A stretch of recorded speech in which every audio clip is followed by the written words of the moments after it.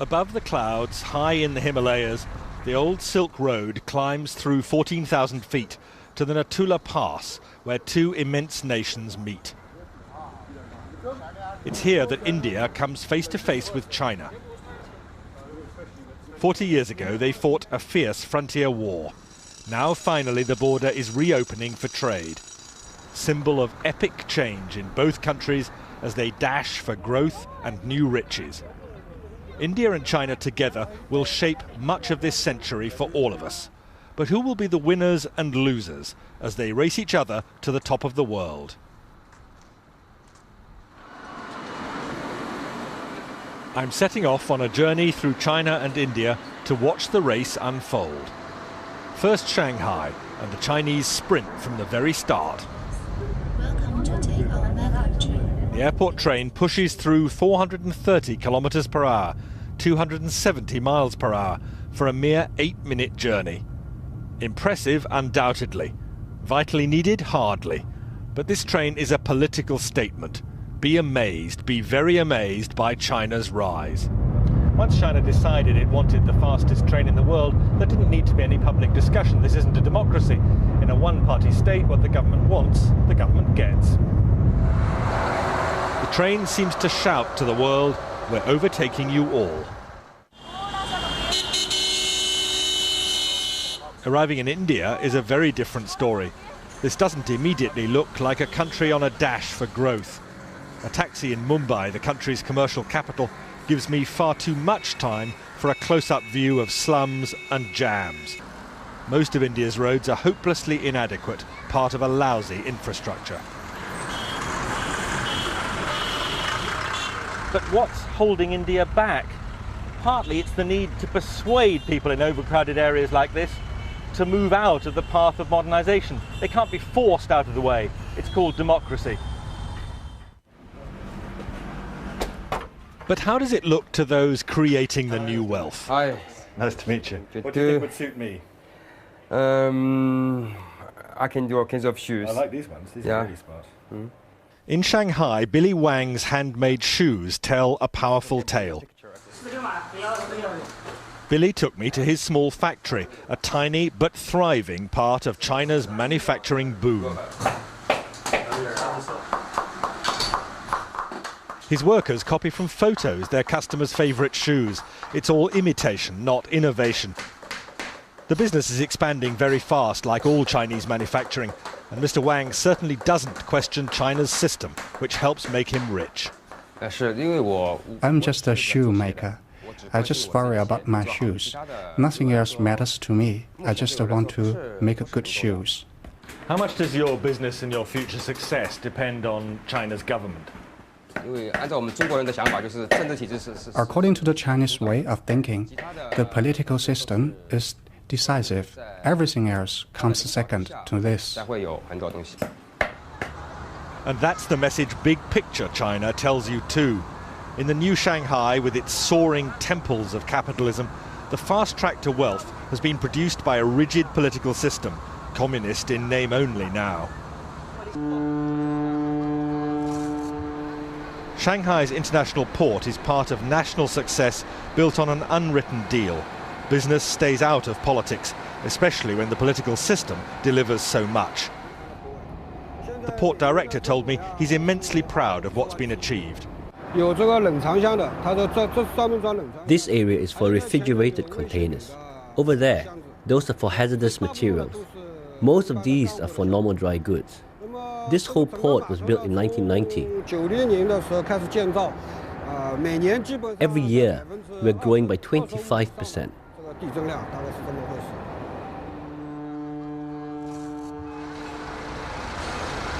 More than that, it's largely one-way traffic here. China doesn't buy much overseas, but produces vast quantities of goods for sale.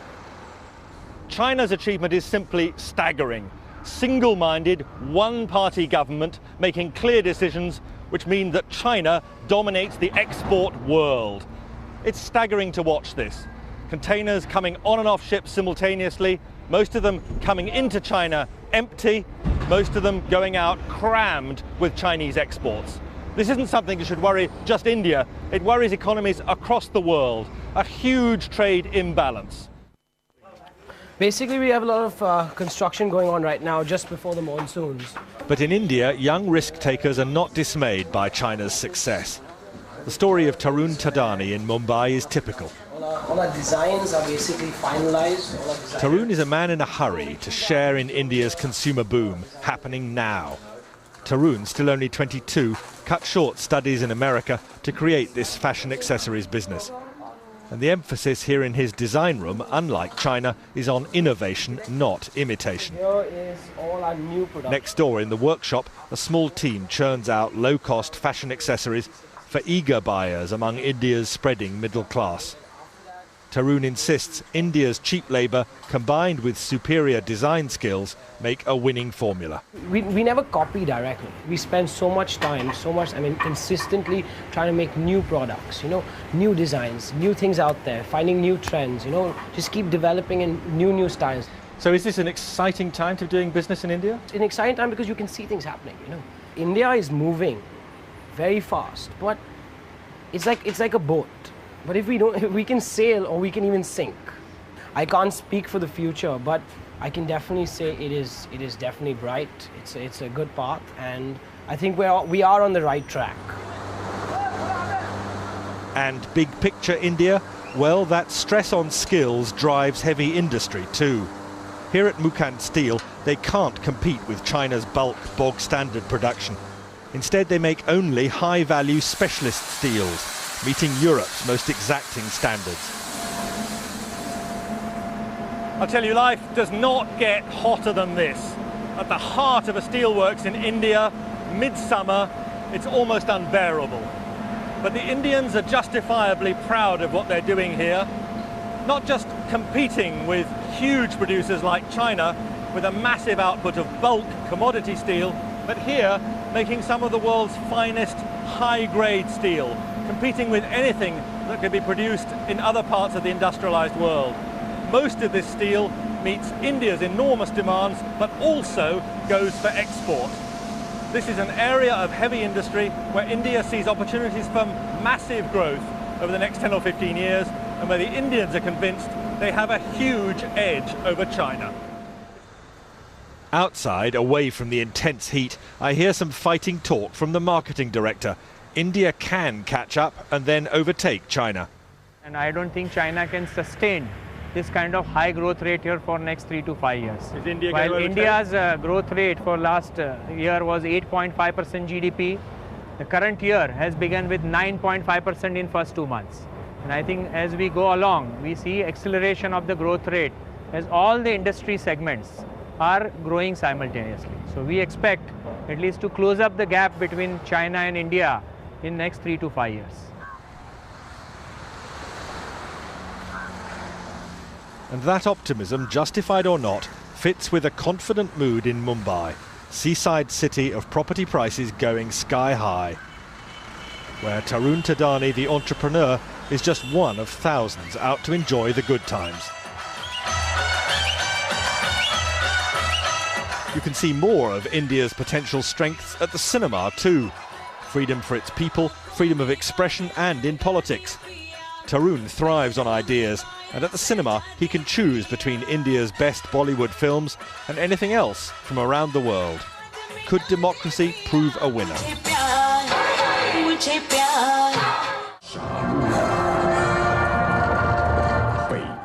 In stark contrast, for Billy Wang, the Shanghai shoemaker, for all China's people, freedom is heavily restricted. Film, newspapers, the internet, all strictly controlled. Any dissent is punished harshly, but if a growing middle class demands freedom to match rising wealth, then China will hit real trouble. But for now, Billy Wang and China's hugely expanding middle class seem largely content, as far as one can tell. Economic growth must come first. Let's not jump from the known, a one-party state, to the unknown, democracy. I think we can't really jump, to another side. I think the best thing or the better strategy, for the government today here is that to maintain the momentum for economic growth. and your creation of the middle class, or you created more job opportunity for most of the people, and also the reduction of the poverty or something like that.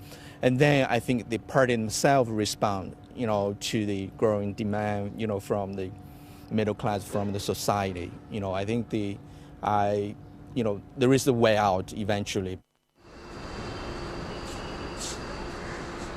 Back in India, you can see how people might question what democracy has done for them. The country still looks creaky, antiquated, under-equipped. But if India is moving slower than China, most Indians I spoke to see their democracy as a big long-term asset, a winner over time. And the fact these trains are so overcrowded with people on their way to work points to another intriguing possibility. With its population growing twice as fast as China's, India may actually be in better shape for the next stages in the race. India's huge and expanding population used to be seen as a burden to this country, a brake on its phenomenal growth, simply too many mouths to feed. Not anymore. There's been a radical rethink. Instead, it's China which may have the problem with a stable but aging population. This vibrant young country is seen pulling huge numbers of people into an expanding working population, able to fuel phenomenal growth in the years to come. It's now being seen within India that when its population passes that of China, it may actually give it a winning edge in the race to the top of the world.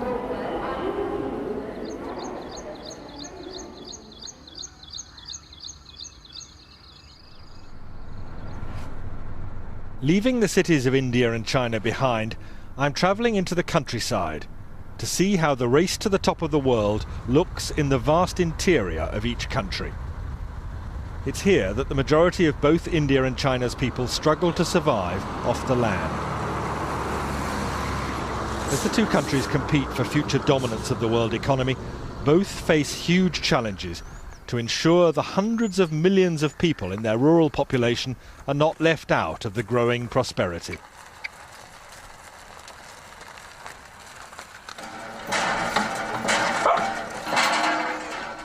For now, far too many people, especially in India, are trapped in relentless poverty which excludes them from the new wealth. Bhagyama is one of India's many farm widows. She and her daughter struggle to survive. This part of Andhra Pradesh, dogged by drought, offers very little to sustain farming communities. Bhagyama's husband followed an all too frequent path here. He drank pesticide to escape crop failure. He couldn't pay his debts. He didn't know what to do. That's why he killed himself. I'm so desperate, we may end up doing the same.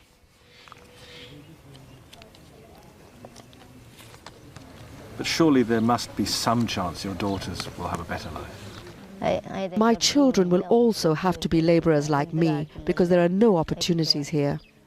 I hope to get them married, but I don't have the money for the dowry.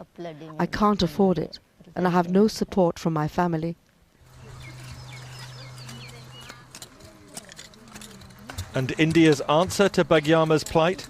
Well, she's now joined a huge government job creation scheme, guaranteeing her 100 days' pay each year. But for India as a whole, more radical solutions are needed, giving people new skills and persuading them to leave the land and fill jobs in industry instead.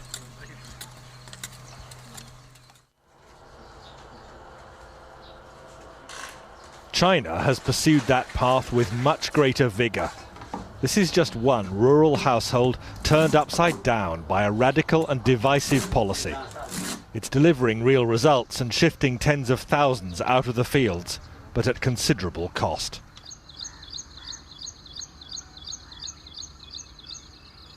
Tsai Jin-fu has only a few days left to work his land. The Chinese authorities are taking it to make way for a new factory. He and his wife took me to the edge of his fields where rubble is all that remains of their neighbours' homes. This whole village is being destroyed, like so many others across China. But Mr. Tsai says he's willing to move with the compensation they've been offered. I will miss the land, of course. Without the land to farm, I will just have to give up farming and enjoy life. But other farmers are angry. This man saw us filming and came over to pour out his resentment, well aware public protest in China is risky. We're all unhappy, he told me. What's there to be happy about? They gave us a much smaller place and very little money. But nothing stops the demolitions. China's government is convinced industrialization must go ahead, even at the risk of rural revolt. You can actually watch as China's growing number of factories push deeper and deeper into the countryside. It can feel as if this country is one vast building site being torn down and rebuilt. This is just one of countless farm villages which has been razed to the ground. All the farmers and their families pushed, willingly or unwillingly, off the land to join the growing army of the urban working population. It's difficult to know how they feel about it. Very few speak out openly. But you get a very strong sense of the anger and resentment from the figures that, extraordinarily, the Chinese authorities themselves have published. Last year alone, they recorded some 87,000 incidents of protest, unrest, disturbance. That's more than 1,600 a week. So there's no question of the anger and bitterness that's been caused, but there's no question also of the fact that China's rural face has been changed forever. The time has come. Mr. and Mrs. Tsai and their grandson are about to move into their new government-provided home, now almost complete. The 19-year-old is excited by the transformation of China, the future possibilities opening up for him. Life for my father and the grandfather's generations can be described in just one word: hard. My generation are going to study and learn skills, then we can get easier jobs.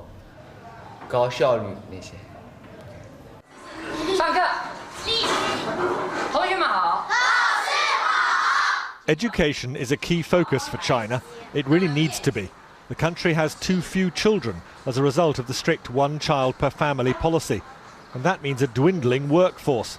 So tomorrow's workers have to be given the best possible skills.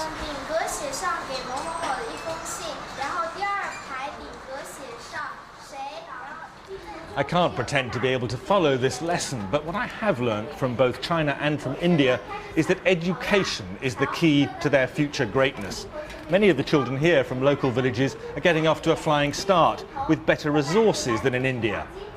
But for China to stay ahead, education still has to be improved at every level, from primary through secondary and beyond. Sing, cry, louder, louder. And China is struggling against another handicap: the urgent need to learn English, today's global language. The method may seem bizarre, but it's hard not to admire the sense of a whole nation slogging to get to the top of the world.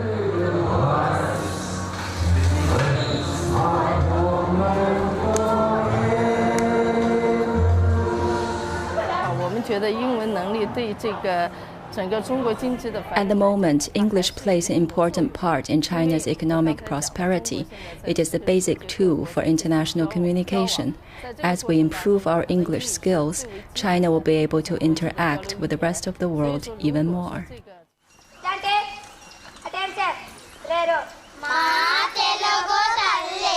Indian education faces quite different challenges.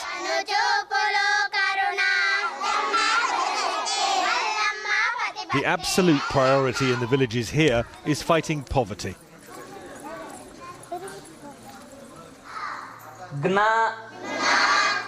And fighting poverty means giving children skills which could lift them to jobs inside India's urban-led boom. An escape route from very low wages working the land. What would you spend it on? As it is, the headmaster sometimes despairs at the risk of perpetual poverty here. Because uneducated parents, they are not sending their children properly to the school. Absentees, their children absentees, they are At least continuously, nearly 10 to 15 days they are absenting. By that way, we will not understand lessons properly. But if they get better educated, will that give them a different chance in life than their parents? I mean, is the future for them better? Definitely, sir. Definitely. Now look at this. Still India, but the contrast could hardly be more extreme.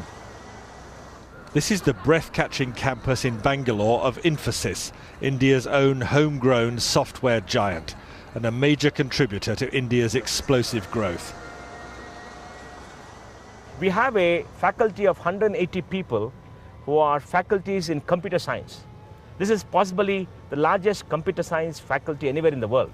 Mohandas Pai, Infosys director, is showing me a vision of India's future. And the biggest emphasis of all here, no question, it's on teaching. Taking the highest achievers among India's college leavers to even greater heights. They see no limits to the country's future or their own. I want to leave a mark. I'm looking at making a difference somewhere down the line. It's not like everything is already done. So there's so much that's yet to be discovered, there's yet to be tapped. So that way, there's a lot of scope to make a difference. Is this an exciting time to be living in India? Definitely. I think this is the best time. There's never been a better time here. All that enthusiasm Mr. Pai shares, but he's also realistic. India is being outrun by China. His hope, India can catch up. But the fact remains, China has lifted the largest number of people out of poverty in the shortest possible of time. There is no parallel in human history to what China has done. There will be no parallel in human history to what India has done. Because these two countries don't fit in with the notion of the rest of the world. They are 40% of the world. And if 40% of the world does well, the balance 60% will naturally do very well. So, for both India and China, in their race to the top of the world, the heights of achievement seem to beckon. And for me, at the end of this journey, there's no better place than the Natula Pass in the Himalayas, where the two countries meet to try to glimpse their future.